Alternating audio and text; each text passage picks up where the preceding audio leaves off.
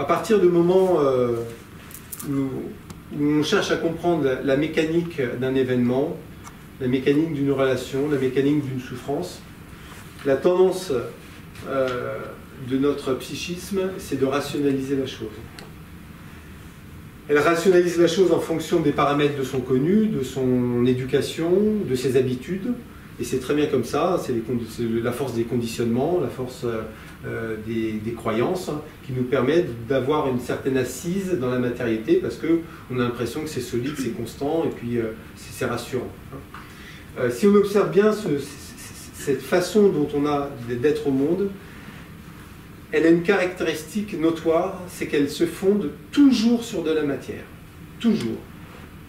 Et même dans la psychologie, pour ceux qui ont fait des thérapies, voilà, qu'est-ce qu'on fait en thérapie? En général, on arrive en disant « j'ai bobo », ça va pas bien, voilà ce qui m'arrive. Et que va faire la psychologie? L'ensemble, je ne définis pas simplement, je parle de manière globale. Hein. On va dire, on va essayer de comprendre pourquoi il t'arrive ça. Ben déjà c'est mort.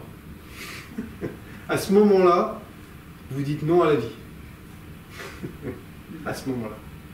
Parce que vous allez chercher une causalité à ce que vous vivez, c'est-à-dire une fuite. Et je vais expliquer pourquoi c'est une fuite. Et je vais expliquer pourquoi ça piège. Et je vais expliquer pourquoi on n'arrive jamais à une solution avec ce système-là. C'est que ça vous renvoie généralement, alors la plupart du temps, ça renvoie au passé. Hein. Il t'est arrivé ça, c'est le principe de cause à effet. C'est-à-dire, si t'arrive ça, c'est que tu as fait ça.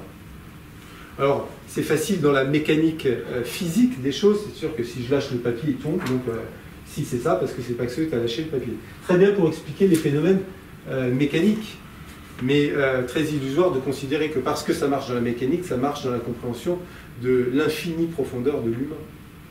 Et nous, on a adapté cette mécanique pour expliquer tous les phénomènes humains. Les phénomènes spirituels, les phénomènes du psychisme, les phénomènes émotionnels, les phénomènes invisibles. Et quand on n'arrive pas à l'expliquer en rapportant l'événement qui est la causalité, dont on dit qu'il est la causalité de ce qui se passe, eh bien on dit ça doit être dans l'enfance lointaine. Alors on regarde dans l'enfance lointaine, et qu'est-ce qui se passe? Eh bien on va trouver quelque chose, forcément. On va toujours trouver quelque chose qui va nous expliquer quelle est la causalité de la chose. Mais là, par contre, on devrait se dire, c'est intéressant parce que il s'est passé ça, mais si c'est passé ça à cause de ce qui m'est arrivé quand j'avais 3 ans, pourquoi il s'est arrivé ce qui m'est arrivé quand j'avais 3 ans? Il faudrait trouver aussi la cause de ça. On revient où? Et on va où comme ça? Alors on va dire, c'est le transgénérationnel, c'est l'héritage, c'est l'héritage parental, voilà. Et puis en plus, on va appuyer ça en disant, non seulement c'est l'héritage, on peut le démontrer. Parce que dans l'ADN, regardez, on a fait des études et on trouve qu'il y a des substances qui sont transmises, etc. On s'appuie encore sur la matière pour justifier de quelque chose qui ne correspond fondamentalement à aucune réalité fondamentale de l'humain. Et c'est pour ça que ça nous piège. Alors c'est pas un piège dans le sens où c'est pas fait pour piéger, c'est fait pour aider, mais si vous regardez bien, ça ne vous mène pas à qui vous êtes.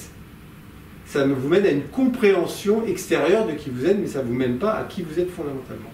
Quand on ne comprend pas que c'est à travers la petite enfance, donc je disais transgénérationnelle, et puis quand on ne trouve pas dans le transgénérationnel, on va retrouver les ancêtres, voilà. Et quand ce n'est pas les ancêtres, c'est le karma. Hein. Quand ce n'est pas le karma, c'est les vies antérieures. Et voilà. Et puis là, on commence à partir sur des trucs qui cherchent toujours à trouver un appui matériel pour justifier quelque chose, et on part dans des délires. Pas des délires parce que c'est faux. Est-ce qu'il y a des vies antérieures? Est-ce qu'on a vécu ailleurs? Évidemment, oui. Est-ce qu'il y a d'autres plans? Évidemment, oui. Mais en assemblant, en prenant, en piochant par-ci, par-là, des éléments qui vont façonner, qui vont nous soulager de ce que l'on vit, plutôt que de vivre. Et là, c'est la fin du rapport à soi-même, c'est la fin de toute possibilité de relation de rencontre. Piège total. Et toutes les rencontres finissent là-dedans. Alors, je le résume de la manière suivante. C'est pas pessimiste, ça va, il y a de l'espoir quand même. Quand on dit comme ça, ça peut dire, donc, le gars... Alors ça ne veut pas dire que c'est pas intéressant d'aller dans la psychologie, ça ne veut pas dire que c'est pas intéressant de connaître le terrain sur lequel on a grandi.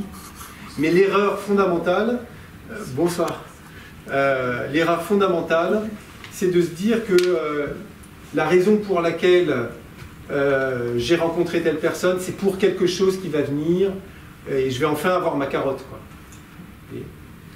Et là, c'est mort.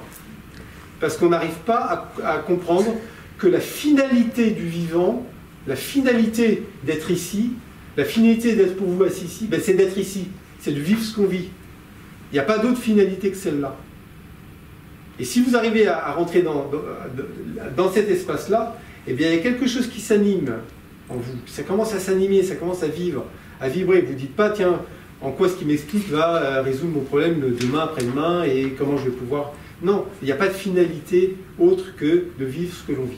Quand on comprend ça, on commence à comprendre ce que c'est que la nouvelle psychologie, et on commence à comprendre ce que c'est que la vie. Et on commence de ce fait à comprendre ce que c'est qu'un territoire fermé, que je disais au début. Hein.